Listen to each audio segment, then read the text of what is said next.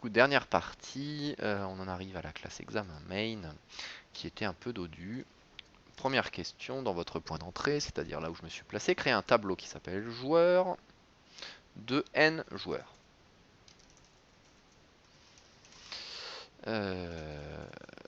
Hop. Et puis bien sûr, si on me dit de n joueurs, ça veut dire qu'avant il va falloir que je génère n dans l'intervalle 5-10. Donc là, il faut se rappeler de la syntaxe. Je fais math.random que je multiplie par le max moins le min. Alors là, le max il est inclus, donc il faut que je rajoute 1. Donc 11 moins 5 plus le min. Voilà pour mon n. Et puis, une fois que j'ai créé mon tableau, alors là, il faut faire gaffe, hein, j'ai fait un new pour le tableau, il me faut un new pour chacun des joueurs. Tac, tac, il me faut absolument un new. Et puis il y avait un petit indice quand même qui était qu'on utiliserait des joueurs par défaut. Voilà pour cette question. On en arrive à la question 2. Faites en sorte que chaque joueur fasse 10 tours de circuit. Alors là, il y avait un petite filouterie. Chaque joueur, il me faut une boucle. D'accord? Donc là, ça c'est une boucle qui va parcourir chaque joueur. Et chacun d'entre eux doit faire 10 tours de circuit. Donc il me faut une autre boucle à l'intérieur de la première. Pour chaque joueur, je fais 10 itérations où je demande gentiment à mon joueur de faire une course. Voilà pour cette question. Et puis ensuite, il y avait 4 questions qui étaient l'utilisation des propriétés pour un peu d'algo. Afficher le nom du joueur ayant le meilleur record. Donc là, il faut aller chercher le plus petit des records. Hein. Donc on va se faire une petite boucle. On va stocker l'indice du meilleur. Pose meilleur. On va dire que c'est égal à 0. Donc on va considérer que le meilleur, c'est le 0e. D'accord. Et puis on va parcourir chacun des autres joueurs. Donc on va commencer au 1. I inférieur à n, i plus plus. Pour chacun de mes joueurs, si le joueur i, par contre, si le record du joueur i, alors là il faut du coup que j'aille me mettre un petit accessoire ici. Hop, hop, hop. On va juste faire le record, puis on va peut-être se faire le temps actuel puisque ça peut-être nous servir plus tard. Paf.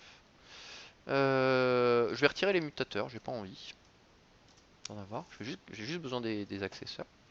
Donc si le record du joueur i est plus petit que le record du joueur pose meilleur,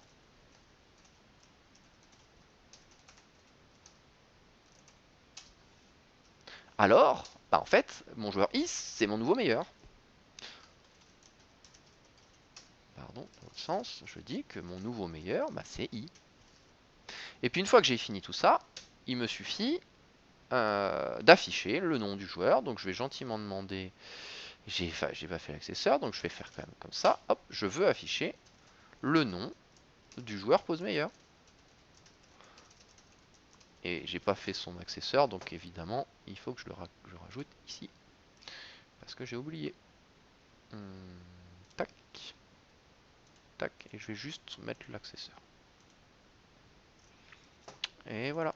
Donc là, on affiche bien le nom du meilleur joueur. Alors, je ferai des tests à la fin, j'en ai fait aucun pour l'instant, ça se trouve il y a plein d'erreurs dans mon corrigé, mais c'est pas grave, on verra après. Alors ensuite, question suivante, afficher pour chaque joueur son temps moyen sur les 10 tours.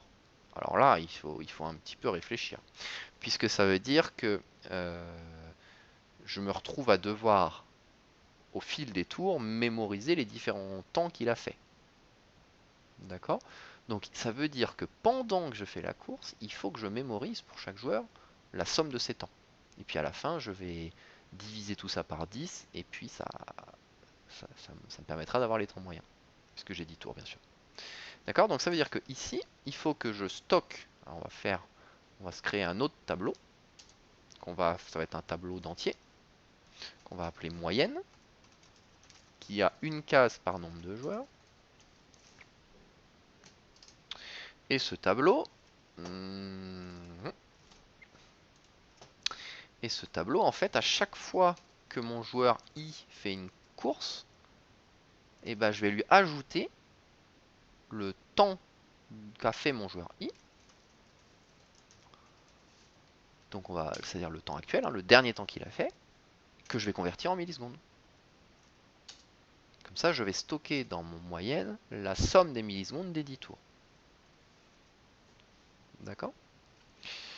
Et puis, une fois que j'ai fait ça, donc là je fais ça pour tout le monde, une fois que j'ai fait tout ça, et bien pour chacun de mes joueurs, il me reste à afficher son temps moyen. Et bien son temps moyen, c'est un temps, on connaît ces millisecondes, donc il me reste à les reconvertir en un chrono. Donc je vais créer un chrono que je vais appeler temps moyen. Et c'est un nouveau chrono dont les... Alors là, il faut un tout petit peu réfléchir quand même. Les minutes, ça va être le montant que je divise par 60 000. Donc c'est mon temps moyen, c'est mon moyenne de i que je divise. Pardon, il faut que je commence par diviser ça par 10. Il faut que je commence par prendre ma moyenne et je la divise par 10. Parce que si je la divise pas par 10, c'est pas la moyenne que j'ai, c'est la somme. Donc du coup, je prends ma moyenne que je divise par 60 000. Je fais la division entière par 60 000. Ensuite, pour avoir les secondes, il faut que je fasse... Alors là, c'est un peu chiant, hein. En fait, c'est la même chose que ce que j'avais fait ici, si vous vous en rappelez. Ici, là. Donc il faut que je divise... Donc là, on a bien divisé par 60 000. Là, il faut que je divise par 1000 et que je prenne le reste. Donc je divise ça par 1000 et je prends le reste. Et pour les millisecondes, en fait, je ne prends que le reste de la division par 1000. Voilà, donc là, un peu costaud, faut prendre le temps de réfléchir, mais ça devrait être pas trop mal comme ça. Et là, bien sûr, je le fais pour chacun des joueurs. Et maintenant, il me reste à afficher mon temps moyen. Alors, si vous voulez, vous faites un bel affichage, on me demande le temps moyen, moi j'affiche le temps moyen. Ok, ensuite, afficher la liste. Alors ça, c'était vraiment très simple. Il faut que j'affiche les joueurs dont le record a été amélioré lors du dernier tour. Alors si on réfléchit un peu, qu'est-ce que ça veut dire si le record a été amélioré lors du dernier tour? Bah, ça veut simplement dire que le record est égal au temps actuel. Donc je refais une boucle. Alors évidemment, on pourrait utiliser plusieurs fois la même boucle, mais là je décompose les questions, hein. Qu'est-ce que je vais faire si le temps actuel du joueur I est égal... Alors attendez, je suis en train de faire une bêtise, mais on va s'en sortir. Si, si je compare les temps du temps actuel et du record et ils sont égaux, bah dans ce cas-là, j'affiche. Et on me demande d'afficher le joueur, donc je vais afficher le joueur. Le problème si je fais ça, c'est que là je compare des classes. Je peux pas faire un égal comme ça. Par contre, je peux tout à fait comparer leurs millisecondes. Et là, c'est des entiers, donc je peux les comparer. Ça commence à faire un gros machin pas très beau, mais regardez, si je prends juste ce morceau-là, c'est si je prends les millisecondes du temps actuel du joueur I et qu'elles sont égales aux millisecondes du record du joueur I, alors j'affiche le joueur I. Et ça correspond à ce que je voulais. Et puis enfin, on me demande d'afficher les joueurs dans l'ordre croissant de leur record à la fin des 10 tours. Alors là, grosse panique absolue puisqu'il faut trier, hein. Comment je fais pour trier? Je me fais une double boucle qui parcourt tous mes joueurs, une première fois, puis une deuxième fois. Ça, c'est la version pas belle, hein. C'est une version qui marche. Je vous demande juste d'apprendre celle-là, en fait. Et ce que je vais faire, c'est qu'à chaque fois que je passe dans ces deux boucles, je vais regarder si le joueur... Alors, attendez, faut juste que je fasse gaffe. Hop. Je vais regarder si le joueur J plus 1 est plus petit que le joueur J.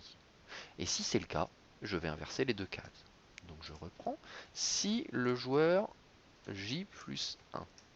Alors, un joueur plus petit qu'un autre, ça veut simplement dire que le record de ce joueur est plus petit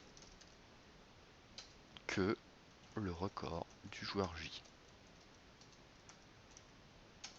Si c'est le cas, attendez, tac, comme ça. Je dois avoir un problème de parenthèse.